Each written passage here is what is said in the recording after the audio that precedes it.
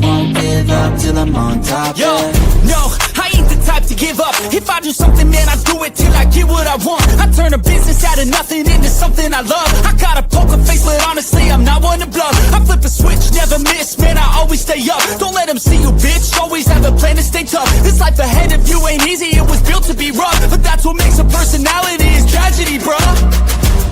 So keep your head on your shoulders. Now we ain't out here moving rocks, we out here moving boulders. Now What up, what up, what up, and welcome back into Pregaming here on Sports Money. Monday through Friday, you know the deal. Rain, sleet, or snow, Pregaming stays good to go. We have a big show lined up for everybody tonight. Had to get the banners set up for everybody. I know how much you guys like the banners out there, so I apologize for being a minute late. But that's the only thing I'm going to say sorry for, because our performance has been unstoppable. I'm hoping that we have a big card tonight. We're not scared. We're not going to shit talk the card, but we're not going to back off like some of them others. So we lost a couple 3%ers. Now we got a 5%er. And today we're going to pass. That's not us here. We're going to work hard diligently every single day. Try to find a way to get that back. That's what it comes down to here with Sports Money. We got a huge card tonight, a massive baseball card. In fact, the card tonight is so strong. I had a play my first play I made today is in that Phillies-San Diego game. And I got to come back and circle back on some of these later spots here. We got to see what this line movement, what these lineups look like, how it's all going to fit together for us. Because, just because we have finally crossed over that 100-unit mark in baseball this season, doesn't mean we want to try to throw it away, right? We're not going to just take random blind shots at this thing here. And congratulations to us. We're over 100 units. 100 units in baseball. We still have 3 days before the All-Star break. Can you believe that? Do you ever think there'd be a situation that you heard that? I want to shout out everybody on Twitter that started running their recaps here on the season. Good seasons. 15 units, 20 units, 40 units, 50 units, 16 units, 100.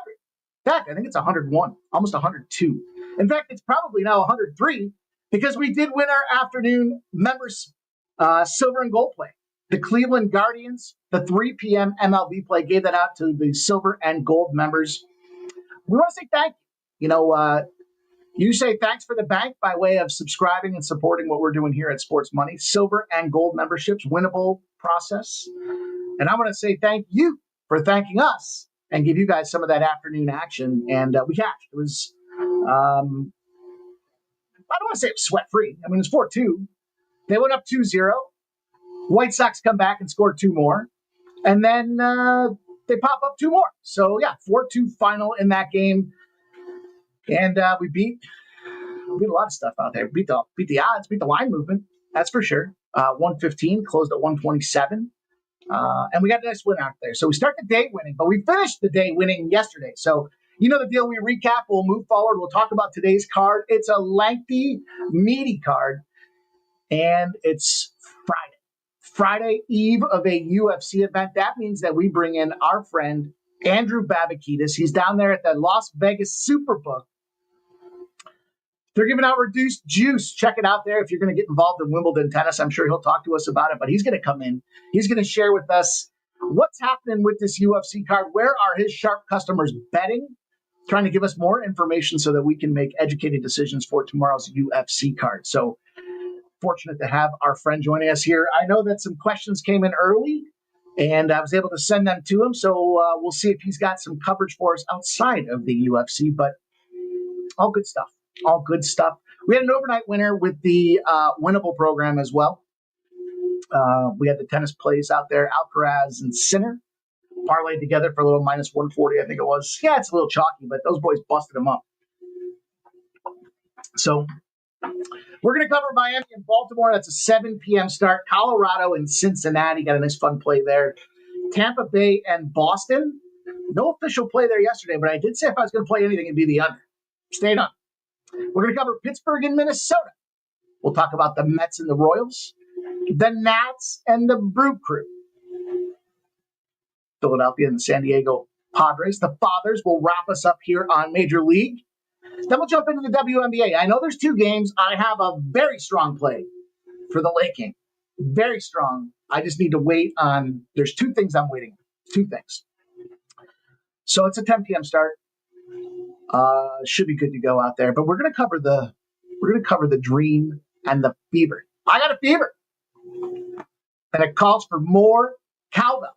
And I can't wait to bring on Andrew. It's been almost 2 weeks here since we've had our friend join us, so I'm excited to see what he's doing, how things are going down there in Vegas. Always love to check in from what's happening behind the counter. But thank you guys all for joining us here tonight.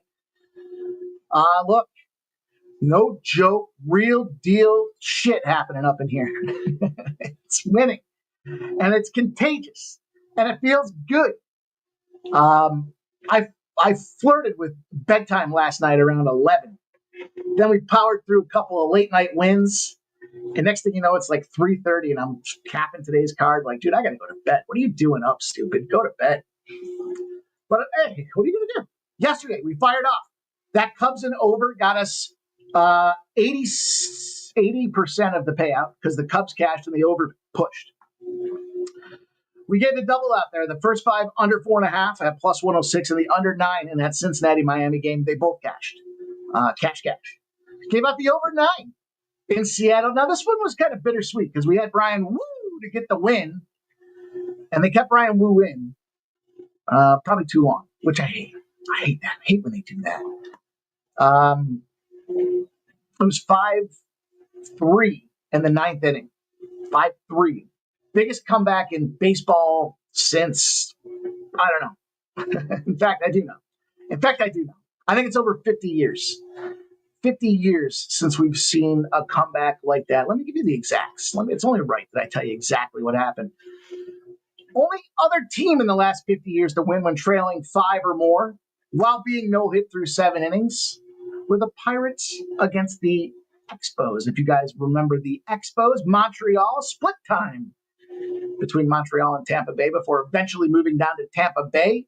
And that was back on June 24th, the year of 1977. Fairly confident almost none of us were born then. So, crazy. But, hey, you know what? We ended up walking away with a push in that one. So I was sitting there in the 9th inning going, please, scratch one across, go 5-4, let us push the 9 and cash the woo. But we didn't. They pushed the White Sox game on us. We knew that, though, so that was a void.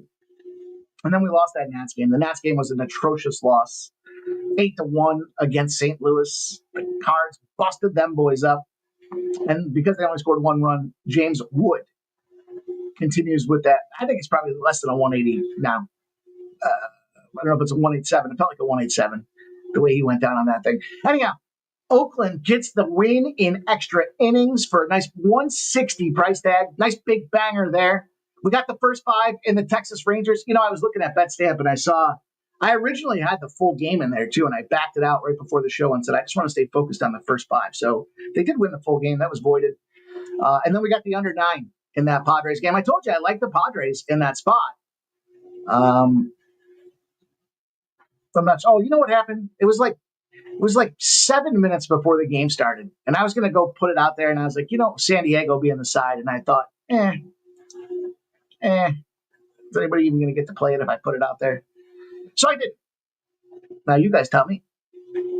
Want it out there? I'll change my tune. Maybe I'll go. I know they have live betting over there on Winnable, so I could do that too. But hey, that's the way it goes. That's the way the cookie crumbles, as they say. And it was a mighty tasty cookie yesterday. I think we finished at, 4.5 units, 4.55 units, give or take. We're over 12 units on the week, which is impressive because we're flat bettors. We're not chasers. We're not whale players. We're just grinders. Grinding this week like we grinded last week, like we grinded the week before. Matter of fact, we've been on a tear since the start of June. And it's sad to say we only have 3 Major League Baseball dates left before the All-Star break. Friday tonight, Saturday, and then Sunday. So hopefully we stay hot. Hopefully we stay hot through the break. We'll cover some fun for the home run derby and the All-Star game. We'll play some games there, but hey, I'm just happy that we're here and then we're in this position. And I'm psyched that you guys are joining us along this journey because it sucks when you're there alone. It's fun to share with others, and winning's fun. It's fun to give my friends winners. You guys certainly are my friends. And you can show me you're my friend by smacking that thumbs up button right now. Know the deal. After the show is the after party. Throw those comments out there. I was listening to some Jay-Z today. So it's about to go down was in one of them tweets I put out there. After the show is the after party. After the party is the hotel lobby. You guys know the deal out there. But hey, thumbs up time to support the show. Lots of ways to do that. I mentioned the silver and gold options out there. Weekday silver, weekends gold, and then winnable. Just ways to support. This is a thankless gig, and we don't have big business supporting us here. So if you guys are making money, if you're riding this train, if you want to see us continue to come back and do this stuff, if you want more programming, we need you to show it to us here. Go out there and support your cappers. You can find me over there at Winnable, Mikey Money. Links all over my profile on Twitter. You can upgrade here, become a silver or gold member. Lots of different ways to show that you like what we're doing and that you're making some cash, or at least that you're entertained. Are you not entertained? You know what? Hit that thumbs up button. We'll get to work. I want to shout out our silver and gold subscribers you'll see here on the list.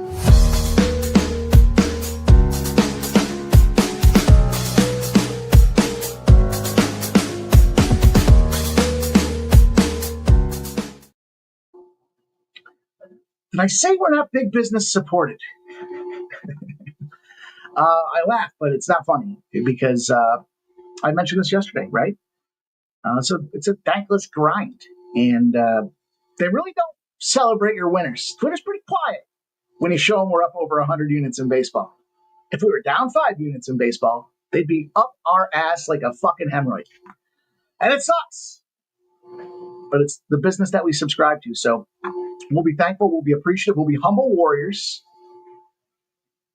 And we're going to move in today's card. Before we do it, comes my favorite part of the show. 6:45, our guest, Andrew Babakidis, is going to show up. So we got to get to moving, but we can't go anywhere until we shout out you guys in the chat and talk about those best bets you're on. So shout out to Stop Geo, Barry Sells in the house, Redbeard's here. Says, what up, go?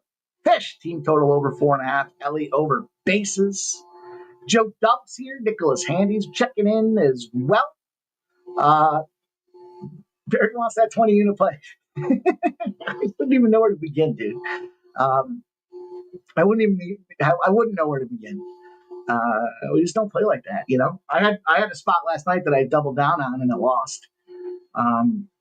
And I thought to myself, shame on me, dude. We're grinders. We're doing a good job. What made you want to get? It was a live bet that I did too, so it's just compounding a loss.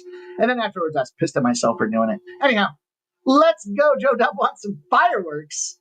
And yeah, me too, man. Me too. I mean, all I got for you right now is this. No, I don't take shit. I got no love for the fakeness. If you want to play tough and want to hate this, I'll always show up.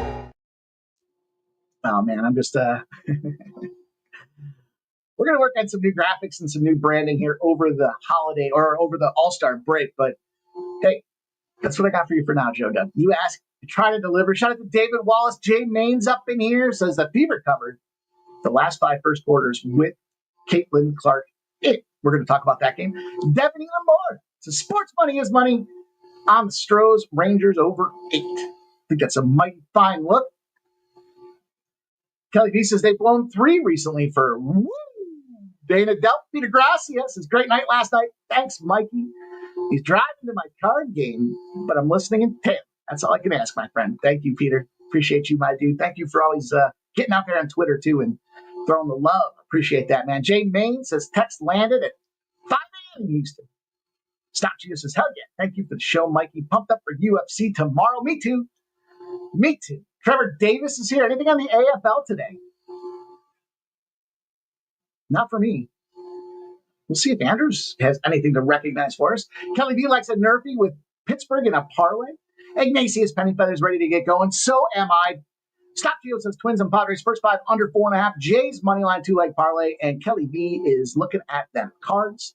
Let's get into my card out there, you guys. Love the comments. Keep them coming. We got to get moving. Brisk pace time out there because our guy is going to join us here.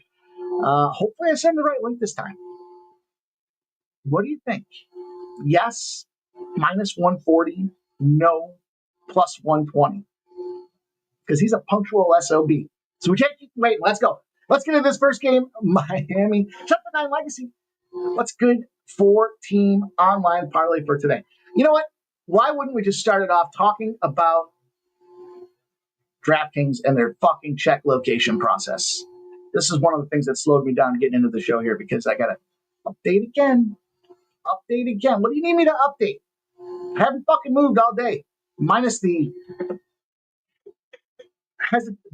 meditation afternoon. I haven't done shit.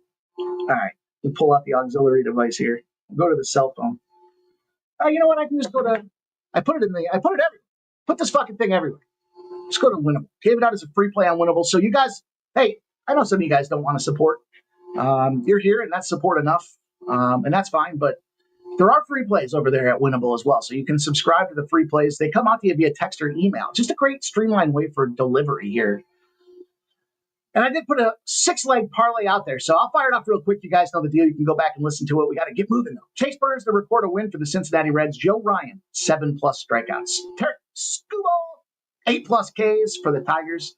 Jackson Chourio, 2+ hits, runs, RBIs on this Brew Crew side of things.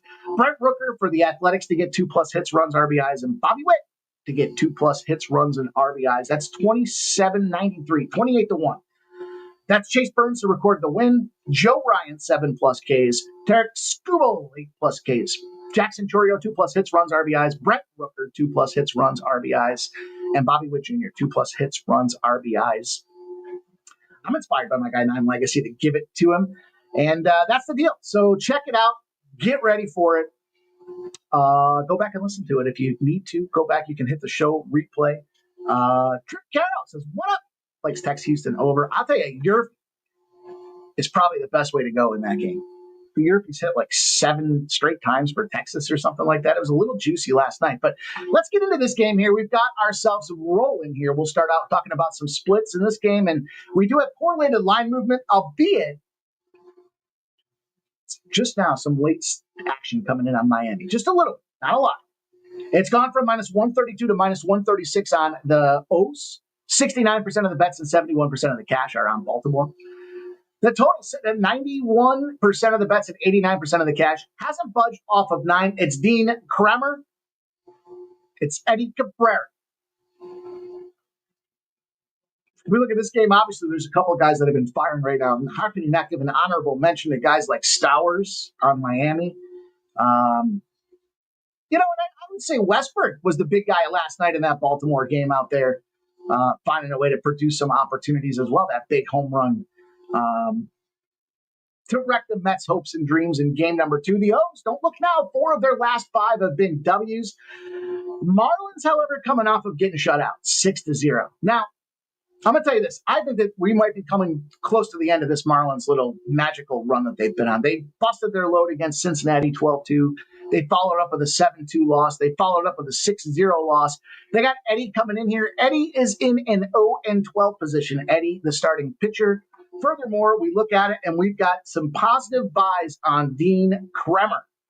Baltimore, the overs at home have been a thing. So if you like scoring, I almost first cut for me was Baltimore's team total over 4.5. And I thought, do they need to get that many runs if Miami just can't come out there and produce against Kremer? 13-2-1. They've hit 3 in a row, 9 in their last 10. Baltimore home overs after they scored 3 or more runs the previous game. And he got a total over 7. So take that for what it's worth. I opted to look at the Baltimore side of things. Kremer's 9-0 when he's at home here. And he's beaten opponents by 2.7 runs in this spot. He's not so great on the road. So when you look at his stats, he's got that 4.19 ERA. But it goes down almost a full point when he comes back home. His OBA goes down. And then it's the flip side for Cabrera. His ERA goes up on the road. The Dean Kremer starts that I mentioned here in this little 9-0 spot, they're outscoring teams 5.9 runs to 3.5. So we're going to keep it short. We're going to keep it brisk. We're going to keep it rolling. And we're going to keep it on Baltimore -135 with a strong lean to that team total over 4.5.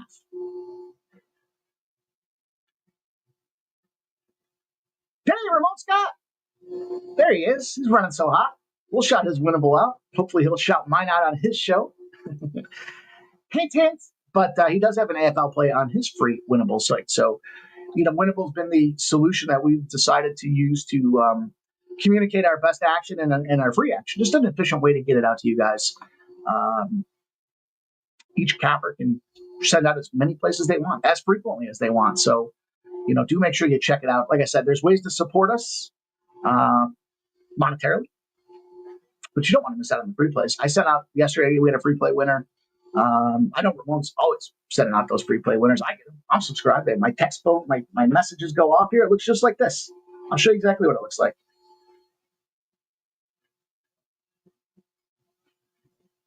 You get one of these. Winnable creator alert. See that? Winnable creator alert. Winnable creator alert. Winnable creator alert. And yes, I keep my phone charged pretty much on a regular. Winnable creator alert. And then you scroll down, you'll see all the plays that come out. Zip, zip, zip, zippity doo dah. Ain't that a fun little treat? You click the link, it pulls you right into Winnable, and away you go. Colorado and the Cincinnati Reds are going to be game number 2 that we look at here on this card. I got to be honest, I didn't know what to do with that Cubs and Yankees game. We got reverse line movement. I'll talk about it right quick here, but we don't have time to really get into it. So minus 200 has gone down to minus 170, and you got sharper bets coming in on the Cubs. I'll tell you the overs. It's an over spot for the Yankees. If their opponent scores something like 4 runs or more the previous game, they go over. But I do feel like it's an under spot in this game. They are riding like a 15 straight over streak in this Yankees and Cubs game. That's too big a battle, right? It's almost like these guys that love to. I know we all love to bet on Kansas and Kentucky games when it comes to college basketball, but don't sleep on Middle Scumbag University, because the book's got to cap everything, and that's going to get so much attention in Kansas and Kentucky that Middle Scumbag University might get slept on. And then we can go out there and bang on that spot and crush those bookies. So Cincinnati Reds have been catching a ton of action. They're all but putting the red flag in this, or putting a pin in the cushion, I guess, on this Colorado Rockies team. This Rockies team doesn't just stink. They're just loaded with minor league ball players. They got 95% of their bets and 97% of the cash on the Reds. 63% of the bets, 62% of the cash on the over 9.5. And it's Burns. And it's Marquez. Now, Burns comes back in with an 8.1 ERA. Burns got smoked. Then they said he was tipping his pitches. Then they sent him down to the minors. Then he kind of figured some shit out. And I think this is the position where he figures some shit out. Look, the question isn't who you're going to play. It's how you're going to play him. Who are you going to call? It's July 6th. He only goes 4 innings. He goes into the 5th inning. He gets 2 hits, 7 strikeouts. He lost. It was that Boston game where he got pulled in that 1st inning. So I told you, things run in bunches. You have a couple good games, then maybe 1 or 2 bad games. Then you figure some shit back out, and you fire again. And I think he's in a fire again position. The question isn't how you're going to play the Reds. You can play them first 5 in full game. I'm going to go back to it. These are game props, as it turns out. Actually, these are player props. Excuse me. Team totals fall under the game props, which is important because we talked yesterday about our game props being down a little bit. Those are the team totals, first 5s in full games. As much as I want to go back and fix it, like San Diego's first 5 team total under 1.5, we got to find the right spot. It's going to have to do a little re-education when it comes down to it. Always learn. Always be learning. Always be a sponge. It's not your job to decipher if it's good or bad information. It's your job to absorb, digest it, and then figure out how to utilize it. Always remember that. Helpful tip. Nine Legacy wants to know how you sign up for Winnable. I'll put the link right in the chat. I guess that's my Mikey advice for the day. Be a sponge. Absorb. Don't challenge. Don't question. Absorb. Think about it. Then you digest it. Then you figure out whether it's bullshit or not. But absorb. Don't challenge. Don't put that block up where you can't absorb the information, because you never know. And then 3 weeks from now, you'll hear something and you'll be like, hey, maybe that's where that applies. So many people are fucking blockers. They got bad attitudes and they can't take any information in. Don't be one of them. I don't know how I got on that, but Tampa Bay and Boston, and I absorbed that AL East information last year when I talked about these teams. What a spot and a comeback for Boston last night. Didn't touch the game. AL East battles are unders. They beat the shit out of each other at home. Now, this one's got some interesting movement. You have the public betting on Boston. You have 62% of the bets. However, you have 55% of the cash coming in on Tampa. And the books are giving consideration to the public. They think Boston's got Tampa's number in this game. It's gone from minus 102 to minus 115. The total's also moved up a half a run with 83% of the bets and 84% of the cash on this thing. Drew Rasmussen. And then we got Dobbins. But they win with Dobbins. He's got a 4.1 ERA. They're 4-1 with this guy on the bump. I still lean to the under because, again, these AL East teams and the way that they are, they just gut each other out, game in and game out. But, you know, I saw some interesting Boston data, and they won me over. Now, I do like a zigzag. You know, Tampa, for example, there's a major league wide spot where if you lose, let's see if I find it. Let me see if I can find it real quick. Tampa Bay, if they're playing against the conference and they led after 6 innings and had a home run or more and lost the game, they're 14-0 in that follow-up. But Major League Baseball, why? It's almost a 2-1 advantage, the home favorite after game 1. So think about what that kind of correlates to. Game 1, you put your best pitcher against their best pitcher. Game 2, you put your second pitcher against their second pitcher, right? You guys get the idea. Game 3, we've talked about this before.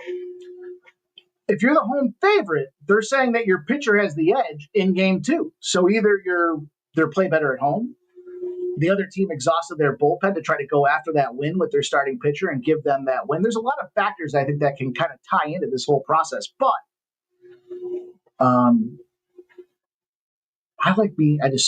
forgot a note that I'll come back to in a second with that. I don't know if you guys need to hear any more on that Cincinnati game. There is some ref action that correlates in there too. But look, the Red Sox are in a 67-18 position. They've won 8-2 in their last 10 on this little special trend that we've got up our sleeves here. And I think that's good enough for Boston just to come back and take these boys down. They're at home. It's Boston. It's Friday night. The All-Star break's right around the corner.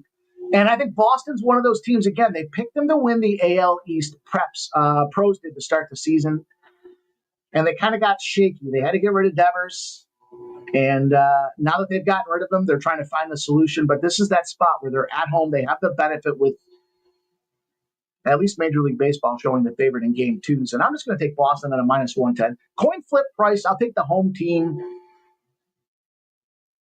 who I think's got to be running hot, right? If you got locker room problems and turmoil, you fire back. You figure it out after a win like that. So we got to get moving. We got our boy coming here not any minute now, but in the next 10 minutes. So I don't want to keep him waiting.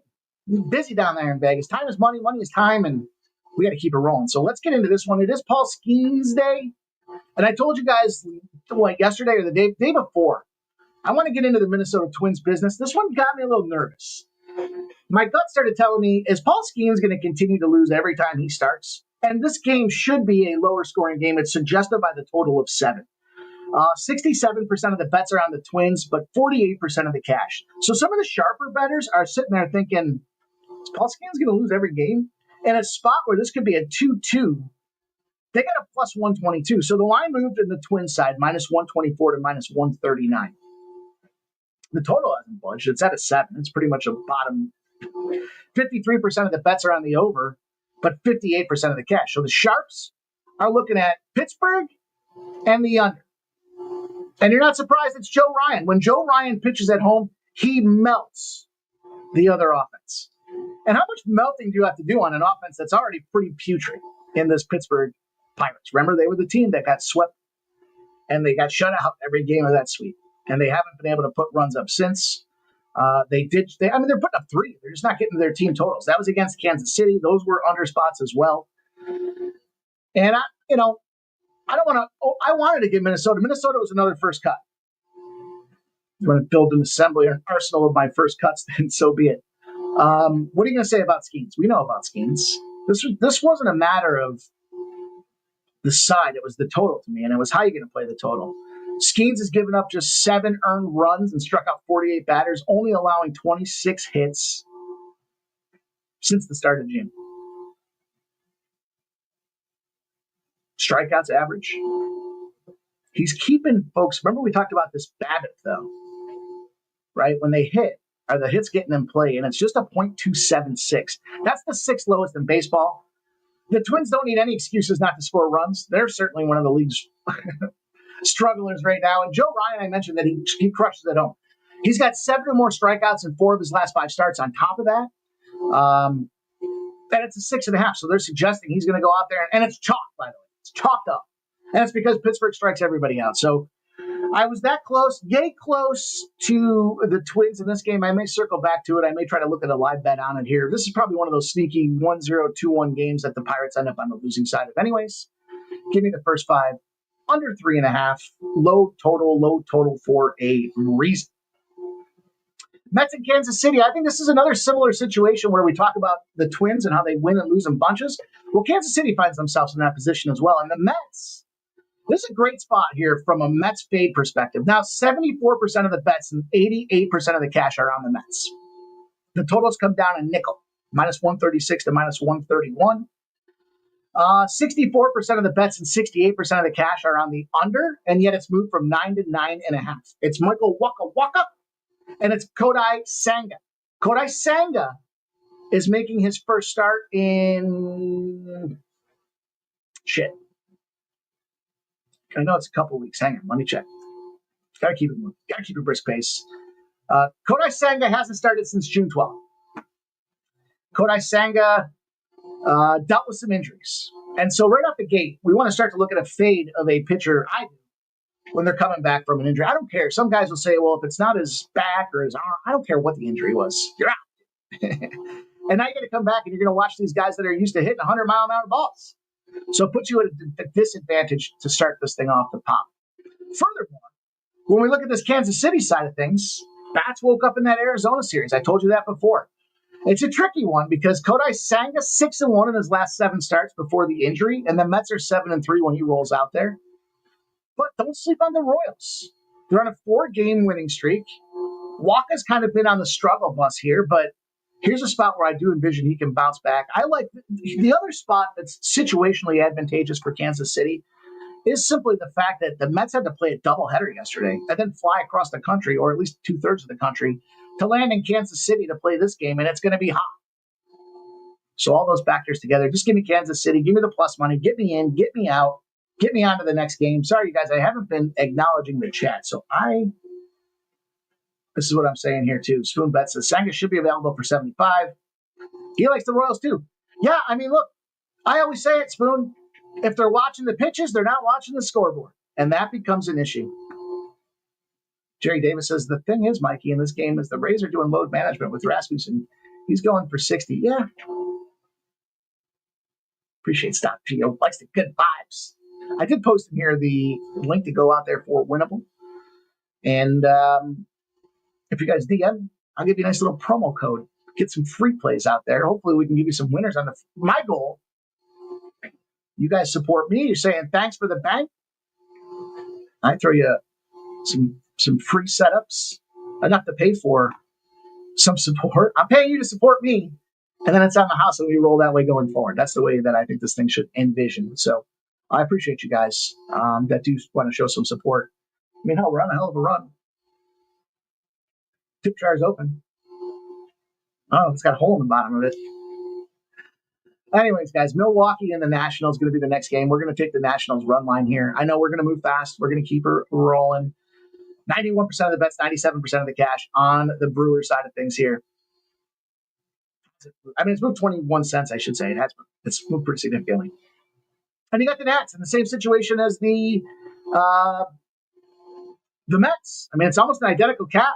Literally. And the thing is, if you're looking for extra motivation on the Brewers side of things, surprisingly enough, the Brewers can overtake first place in the in the division, if the Cubs get busted up by the Yankees.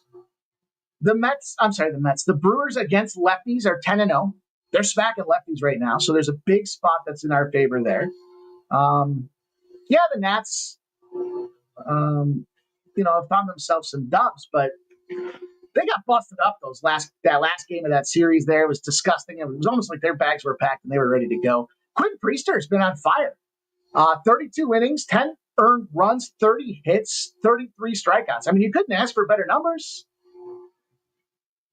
I mean, I'd like to earn runs to be a little bit lower, but what are the Nats going to go out there and put up a six-pack on this dude? I'm highly skeptical in that spot, and mostly because the inconsistency, 20 runs over 6 games in 2 series is what they've scored out there. And they're going to put Mitchell Parker out there. He's okay.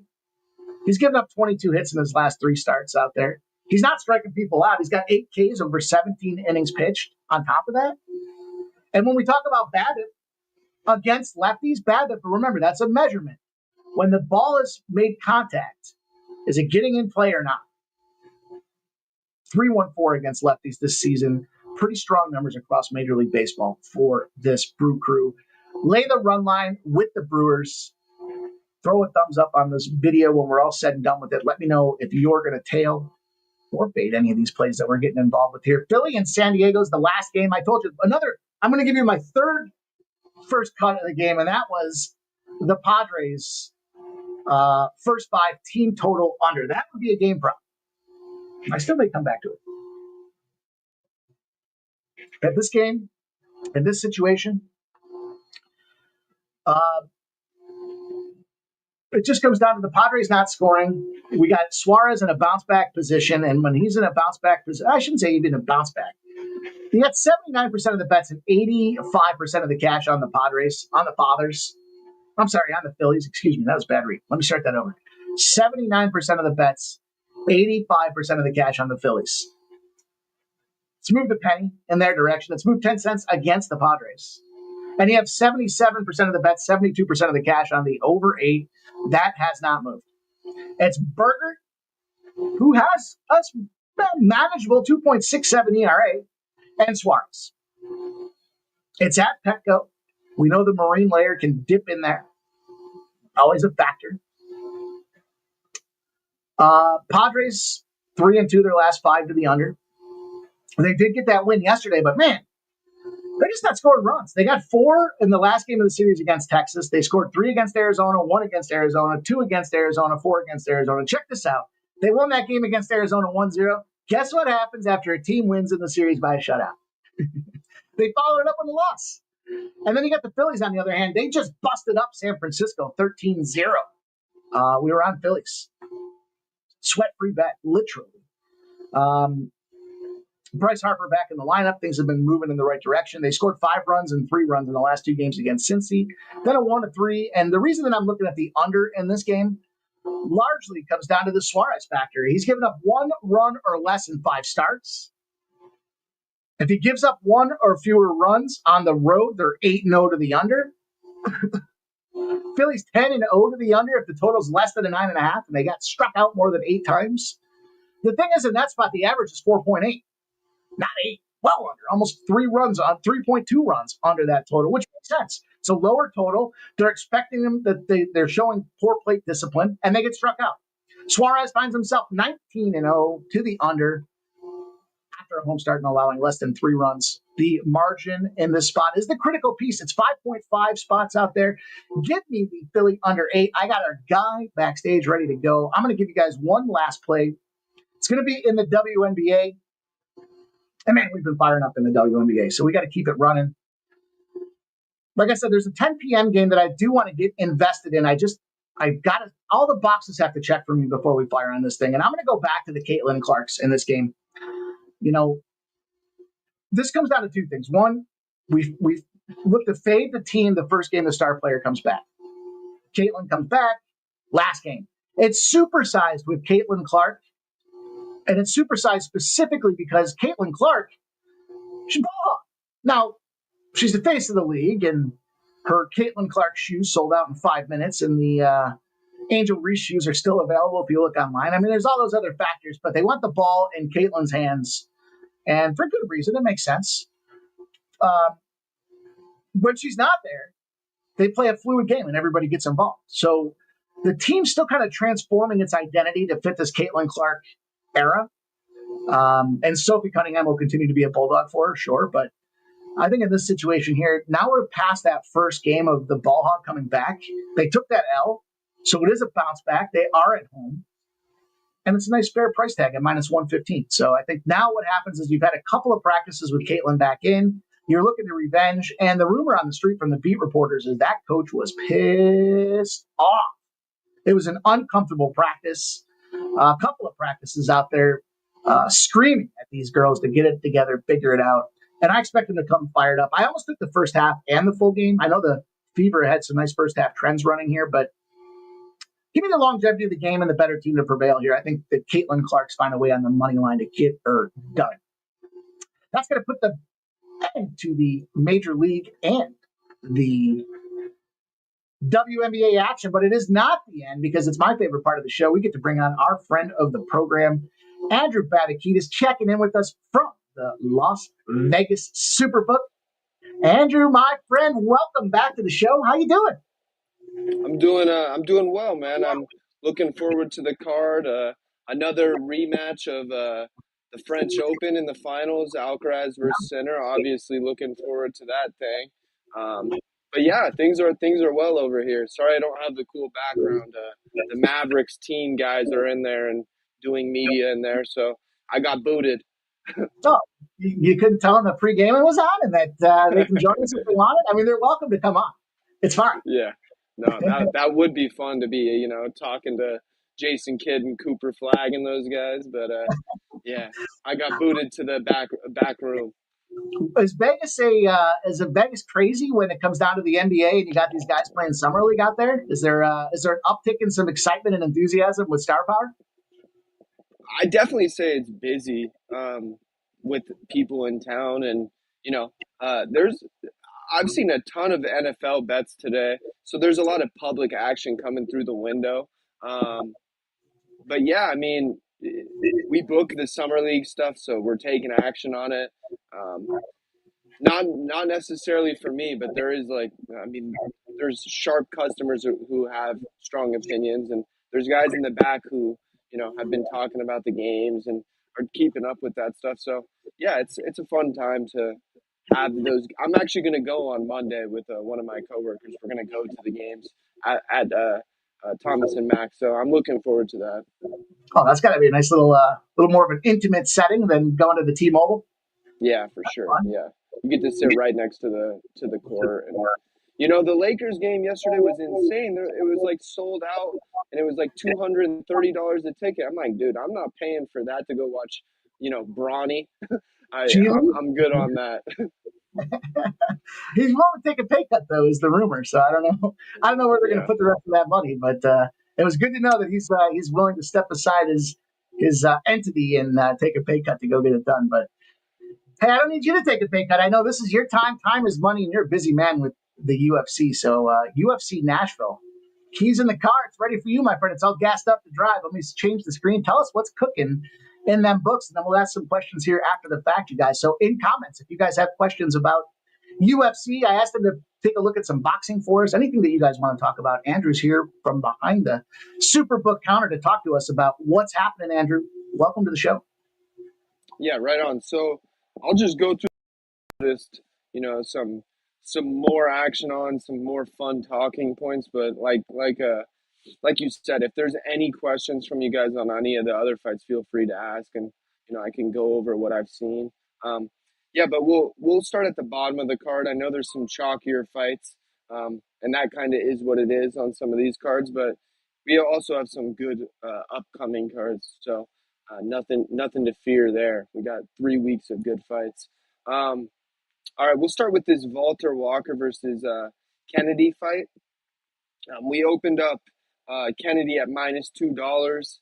We did take some sharp action early on that Kennedy side, and then it moved a little bit, and then we got some buyback right away, some other sharp action on the other side. So that's been one that's been real easy to book. There's strong opinions on both sides, on Walker and on Kennedy. So, that's kind of a fight that's been easy for us to book. At the end of the day, if Walker ends up winning, that will be a good one for the book.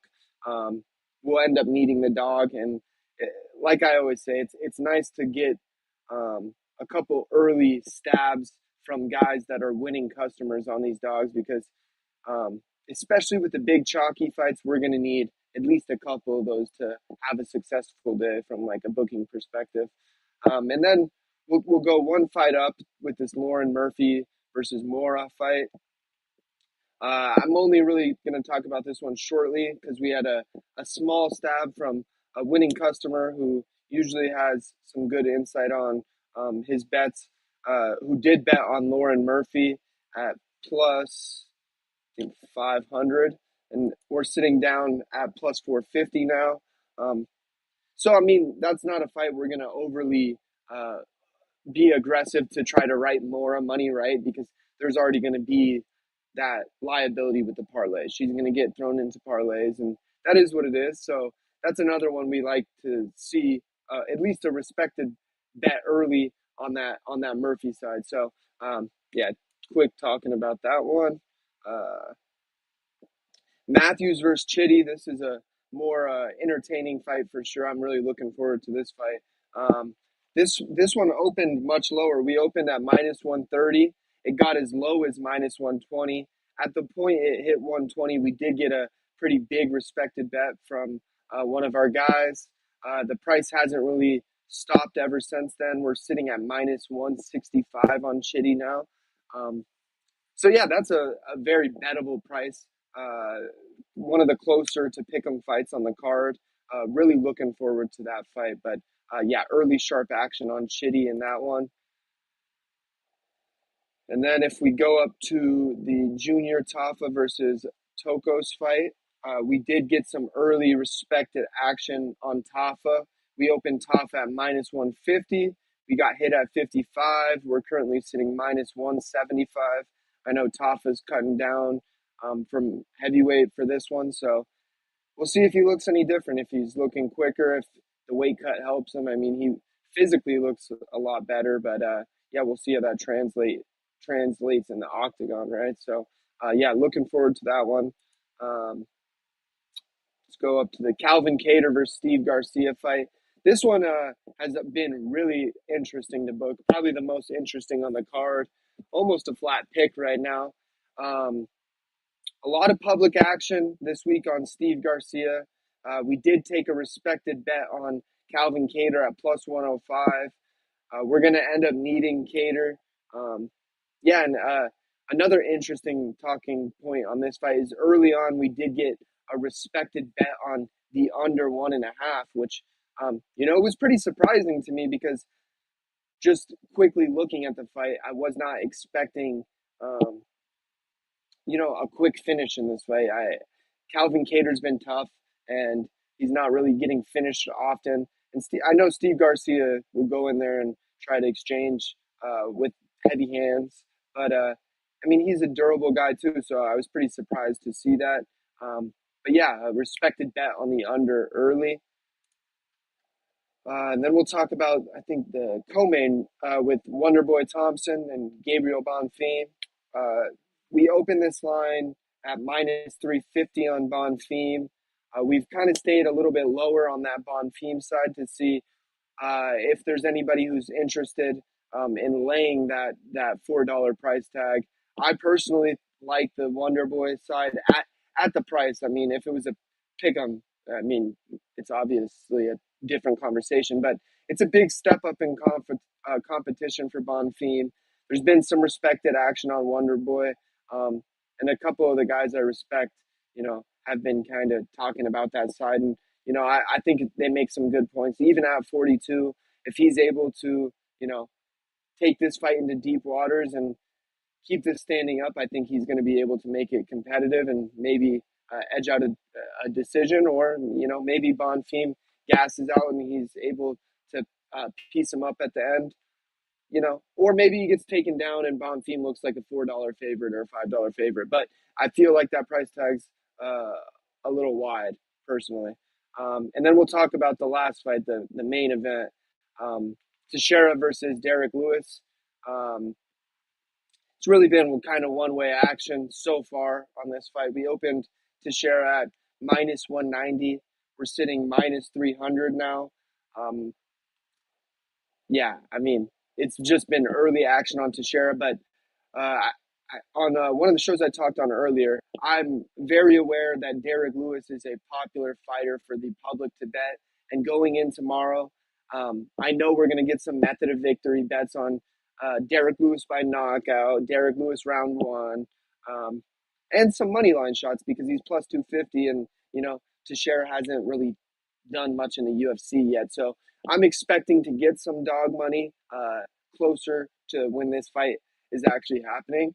But the early money has been on Teixeira, and you can see that on how much this price has moved so far.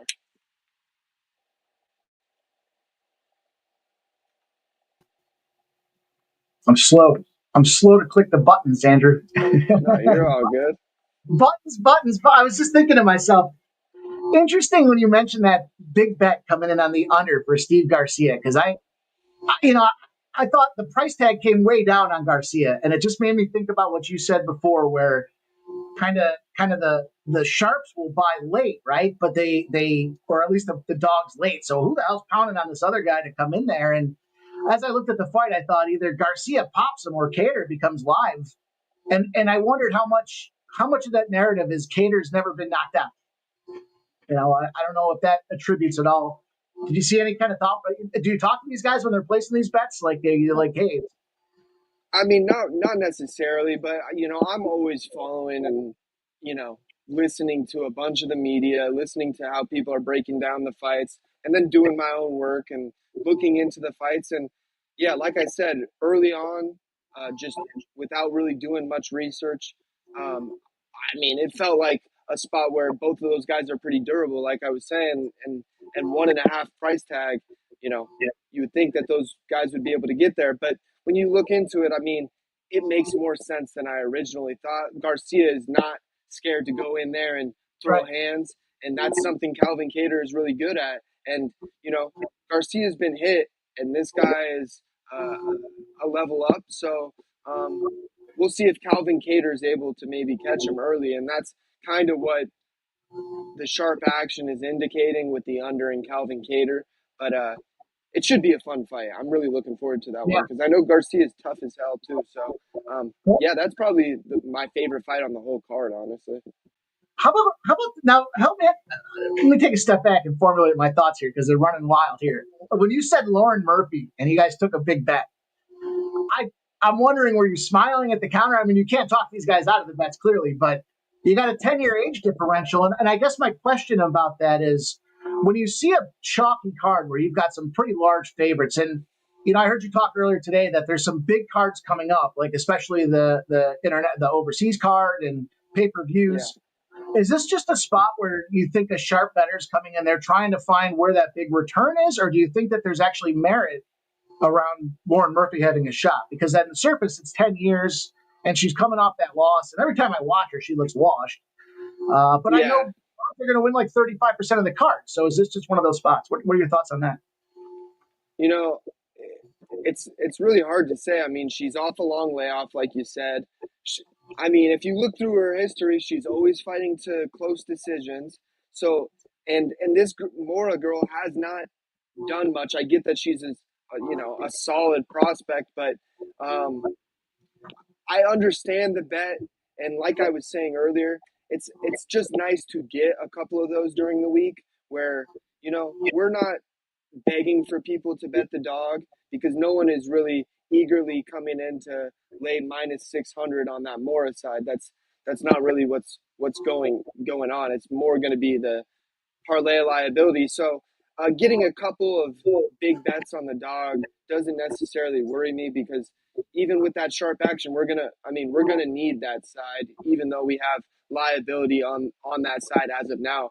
With the parlays at the end of the day, we will need that side. So, like I said, it's nice to get a couple of bets on the dogs early, even though we're not sitting there, begging for it. I'm not going way out of market, but yeah, on these kind of cards, it is kind of scary it's a lower level fight, and Right. the liability adds up quickly at plus 450. So yeah, I mean, it's definitely something to keep an eye on, and that's the only reason I would mention it. Usually, there's not really anything to talk about with these Yeah. $10 favorites or $7 favorites, right? I get it. I mean, they're going to the, typically what I think the stats were last year was like 66% of the time the favorite wins by decision if they go to the decision in a women's fight. But you're playing. I would imagine if you're a long better, you're playing odds like that to try to, you're not just in it for the quick score. Although maybe somebody picks up a big win on the craps table and says, "Hey, let me go take this over and drop it on this plus 350 bomb and see if I can't win." Right. But hey, we got some action. We got some great questions in the chat. So I want to respect your time in our chats here and see if we can't fire along. Some action though, some questions on this boxing setup here. Were you able to find anything on the splits or the cash flow from the Berlanga Shiraz and Puelo Matias? I had to butcher those. Don't tell anybody I butchered those. Let's see. Well, the biggest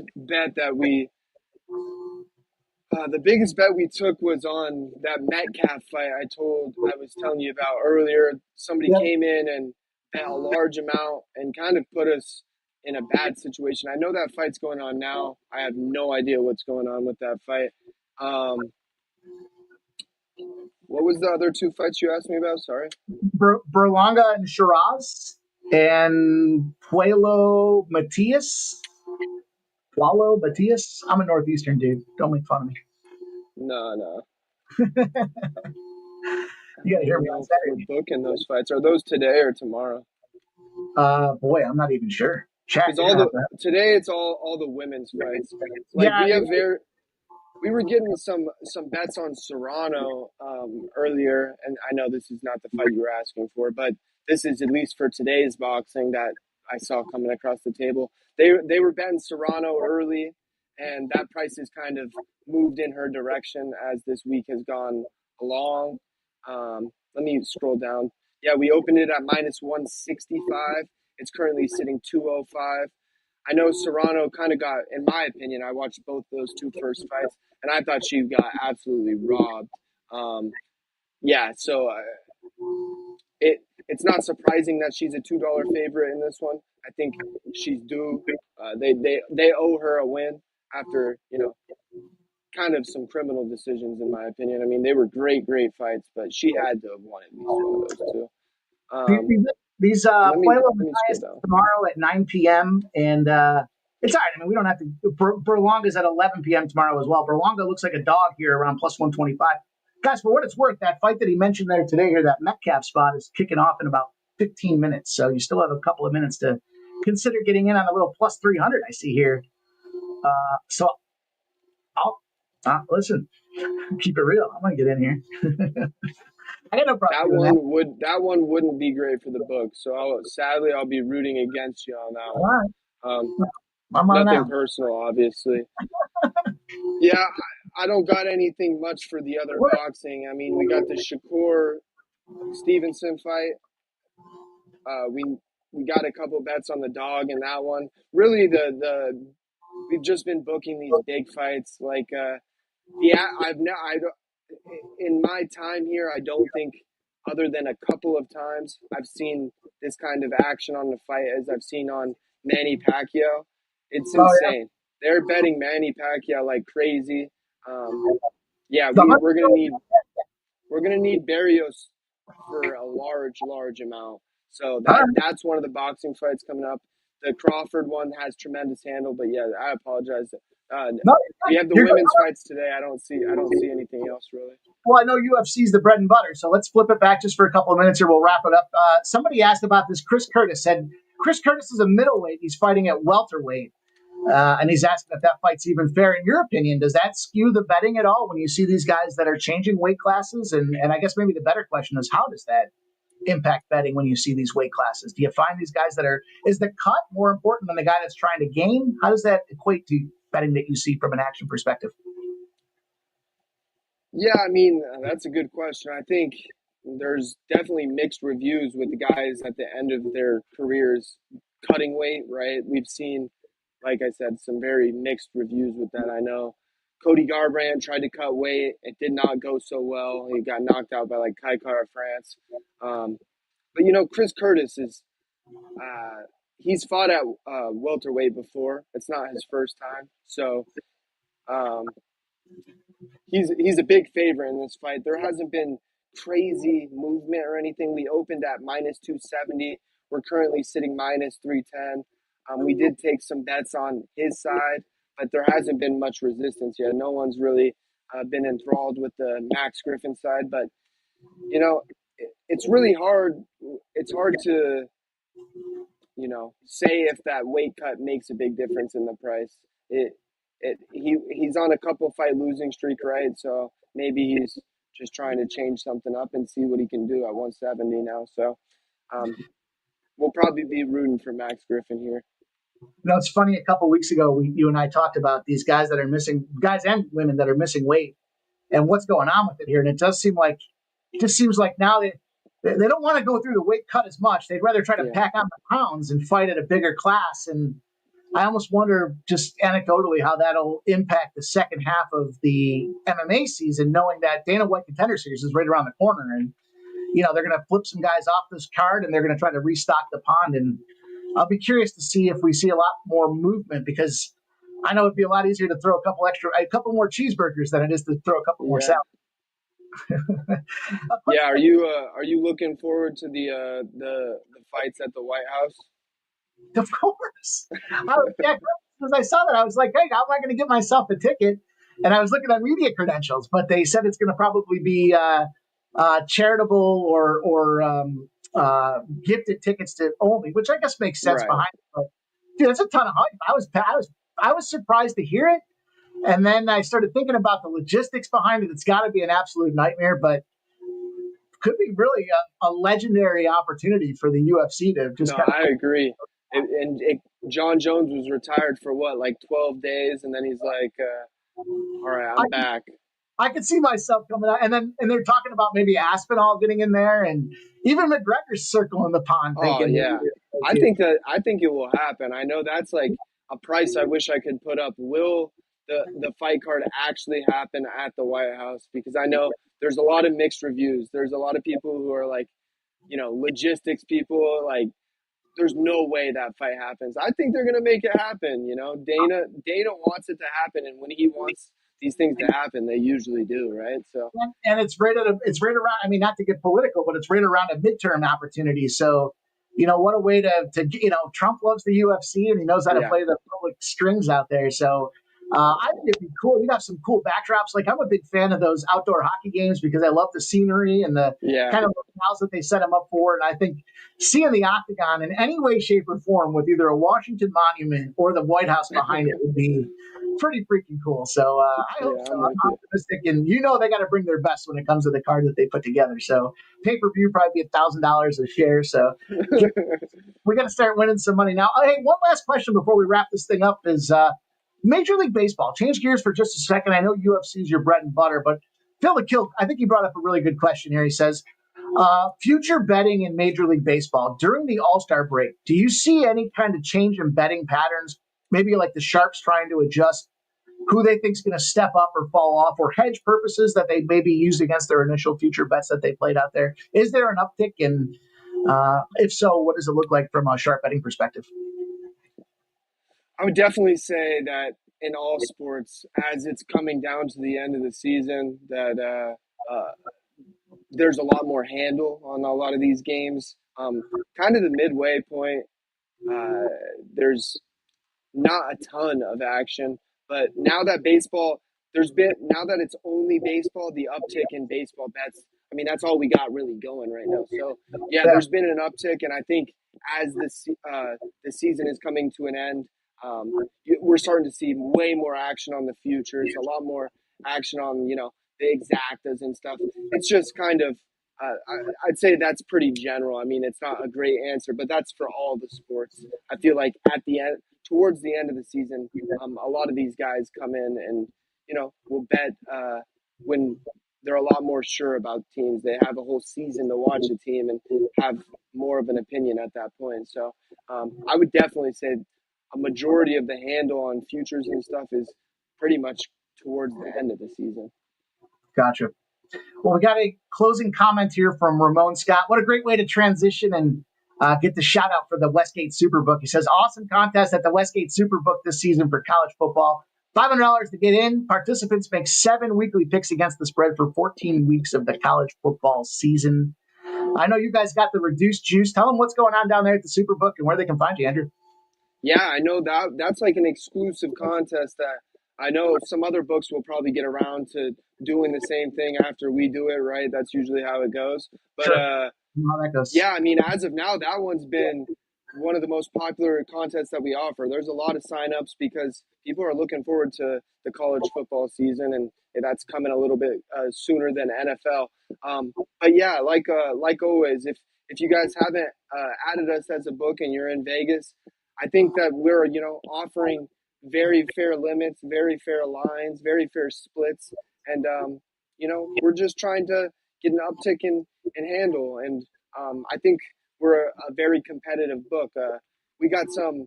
I'm not going to say this card, but for 318, we'll definitely have some reduced juice. We're doing a 10-cent line on that men's tennis final because I have a little bit of control on that. So I wanted that price to be a little bit fair because that's an amazing match. If you guys don't watch tennis, just watch that match. Do me a favor. But yeah, man, like always, I always appreciate you having me on. I love to talk UFC and try to give information where I can in the other sports as well. I'll keep working on my knowledge in baseball to help you guys out with that as well. But yeah, I'm trying to share some stuff on Twitter. So if you haven't followed me, follow me on Twitter. I'm trying to get behind the counter info out to you guys. So hopefully I'm a good follow for you guys to have. Andrew does a terrific job, you guys. I say it week in and week out, but I truly mean it. The information he puts out there doesn't ask for anything in return, but just a like and a follow. So make sure you do get out there. Batakitas24 on X. Stop into the Superbook. Tell them Sports Money sent you down there. Put a couple dollars on some of these baseball plays we've been making and grab those reduced juice odds.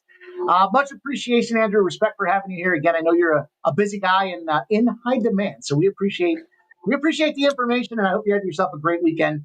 Shout out to all you guys here in the chat. Thank you for tuning in. Make sure you smash that thumbs up button. Get that cash.